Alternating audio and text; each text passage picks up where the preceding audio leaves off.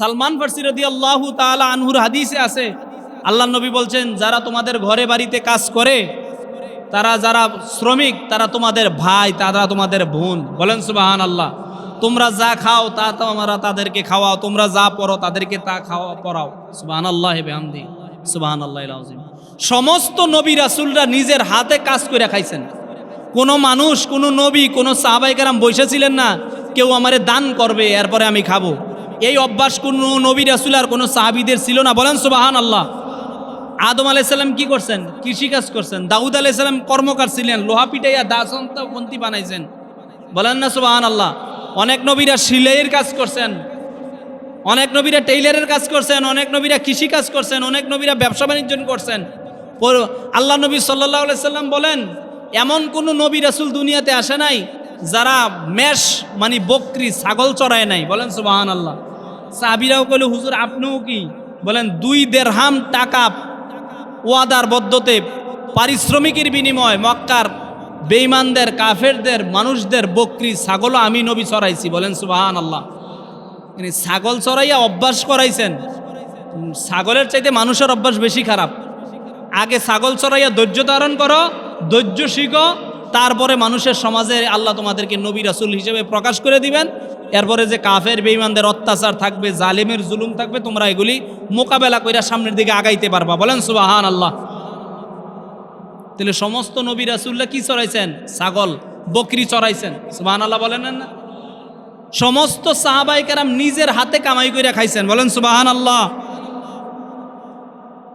কানা আসহাবু রাসূলুল্লাহ সাল্লাল্লাহু আলাইহি সাল্লাম উম্মালা আনফুসিহিম। এমন কোন সাহাবী ছিলেন না যারা নিজেরা কাজ কইরা খান নাই। প্রত্যেকে কম বেশি হালাল ব্যবসা বাণিজ্য, চাকরি নৌকরি এগুলি কইরা খাইছেন। বলেন সুবহানাল্লাহ।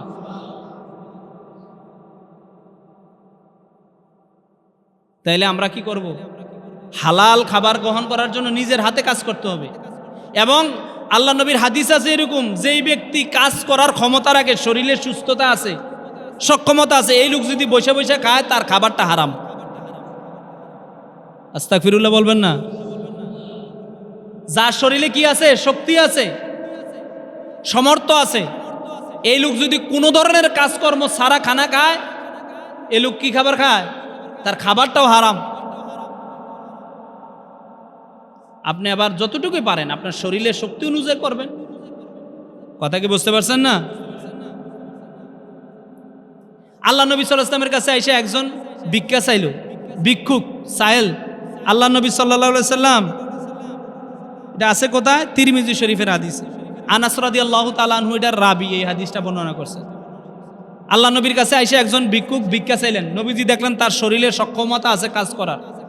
নবীজি বললেন, তুমি তার ভিক্ষা করো কেন? তোমার ঘরে কি কিছু নাই বেচা কিনার মতো যে বিক্রি করে তুমি কিছু করতে পারবা? ওই সাহাবী বলে, ইয়া রাসূলুল্লাহ, আমার ঘরে একটা কাঁথা মানে খেতা আছে। খেতা যেটা গ্রাম্য ভাষা কি বলি?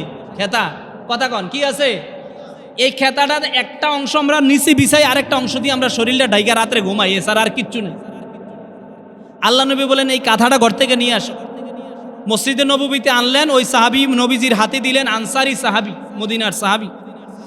আল্লাহ নবী সাল্লাল্লাহু আলাইহি ওয়াসাল্লাম এই কাঁথাটা নিজের হাত মোবারকে এভাবে উঠাইয়া বললেন, এই মসজিদে কেউ আসো কি আমার এই সাহাবীর সহযোগিতা করার জন্য? হালাল পন্থায় আমার হাত থেকে এই কাঁথাটা কেউ কিনবা? সুবহানাল্লাহ। একজন সাহাবী বলল, হুজুর আমি এই কাঁথাটা কিনবো 1 টাকা দিয়া। ওই সময় 1 দিরহাম দিয়া। নবীজি বললেন, না 1 দিরহাম না, আমি 2 দিরহামে এটারে বিক্রি করাম। সুবহানাল্লাহ। নবীজি বলছেন, নবীজি বলেন, এই খেতার দাম 2 টাকা, 2 দিরহাম, কেউ আসো? একজন সাহাবী বরকতের জন্য, বরকতের জন্য বললেন, ইয়া রাসূলুল্লাহ, আমি 2 টাকা দিয়ে কিনলাম, যদিও খেতার আমার প্রয়োজন নাই। এই কাঁথাটা আমি কিনলাম এই কারণে যে এই কাঁথাটা আপনি বিক্রি করতেছেন, আপনার হাত মোবারক থেকে এই কাঁথা আসছে। বলেন সুবহানাল্লাহ। 2 টাকা বিক্রি করার পরে আল্লাহ নবী 1 টাকা ওই সাহাবীরে দিয়া বললেন, তুমি এই 1 টাকা দিয়া কিছু রসাদি, রুটি, গোশত এগুলি কিনে নিয়ে তোমার বউ বাচ্চার মুখে দাও। আর 1 টাকা দিয়া বাজার থেকে একটা কুঠার কিনে আনো, কুড়াল, যেটা আমরা গ্রাম্য ভাষায় কি বলেন? কুড়াল বলি, যেটা দিয়ে গাছ কাটে। কুড়াল কিনে নিয়ে আসো আমার কাছে। সুবহানাল্লাহ। আল্লাহ নবীর কাছে ওই সাহাবী 1 টাকা দিয়া তার স্ত্রীর পুত্রের খাবার কিনা টিনা দিয়া বাঁচার জন্য দিয়ে আসলেন। আরেক টাকা দিয়ে একটা কুড়াল কিনা স্বয়ং নবীজির কাছে নিয়ে আসলেন। আল্লাহ নবীর নুরানি হাত মুবারক দিয়া, জান্নাতি হাত মুবারক দিয়া স্বয়ং ওই সাহাবীর কুড়ালের আসারটা আল্লাহ নবী নিজে লাগাইয়া দিলেন। বলেন সুবহানাল্লাহ। লাগাইয়া দিয়া বললেন, যাও 15 দিন যেন তোমার চেহারাও আমি আমার এই মসজিদে না দেখি। 15 দিন তুমি বনে যাইবা, গাছ কাটবা, লাকড়ি বিক্রি করিয়া 15 দিন পরে আমার সাথে দেখা করবা। বলেন সুবহানাল্লাহ।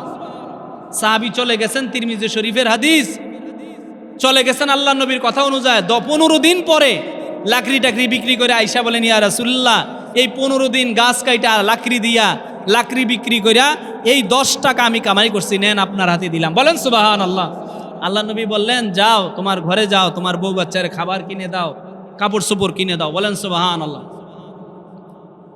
এই যে কথার কথা শোনেন, এদিকে তাকান সবাই।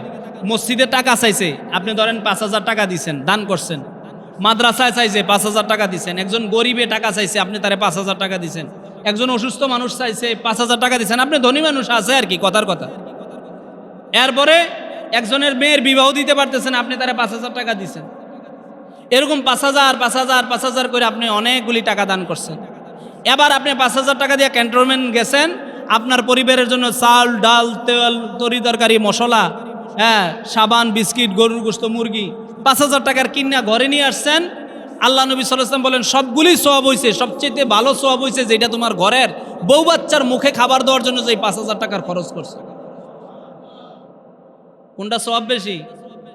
সওয়াব সবগুলি আছে, তবে নিজের বউ বাচ্চার মুখে খাবার উঠাই দেওয়ার জন্য যে টাকাটা খরচ করছো, এটা তোমার নফল সদকার সওয়াব হইছে। বলেন সুবহানাল্লাহ।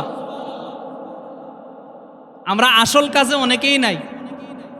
ভালো একটা মাছ কিনে না, এরকম কৃপণ মানুষও আছে না? নাই। তার ইলিশ খাওয়ার তৌফিক আছে, বছরেও ইলিশ কিনে না। বোয়াল মাছ খাওয়ার তৌফিক আছে, কিনে না। আর ভালো গরুর গোশত সে ইচ্ছা করলে প্রতিদিন কিনা খাইতে পারে, অথচ সে এক কুরবানির গোশত আরেক কুরবানি পর্যন্ত ফ্রিজে রেখে খায়। এরকম মানুষ আছে না? নাই। বড় লোক। কি লোক? এটা বড় লোক। সে জালেম। সে কি? আরে কন কি? জালেম। মানে তার নিজের নফসেরও জুলুম করতেছে। তো বাঁচার জন্য যে পরিমাণ খাওয়া দরকার, তার বউর একটা কাপড় নাই, তার ছেলে মেয়ে ভালো জুতা নাই, তৌফিক আছে, কিন্তু সে এগুলি কিনে দিতেছে না। শুধু টাকা ব্যাংকে জমাইতে আছে। কোথায় জমাইতে আছে? আল্লাযী জামাআ মালাহু ওয়া আদ্দাদা।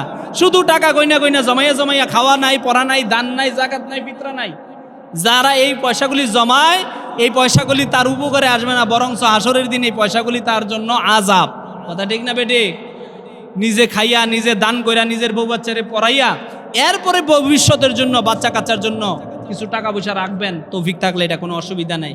কিন্তু না খাইয়া, না দান কইরা, না সদকা দান দিয়া, দান না কইরা, যাকাত না দিয়া শুধু জমাইতে আছেন, এই জমানে আপনার জিলা ধরতো না, হাসরের দিন এগুলি আপনার আযাব হইব।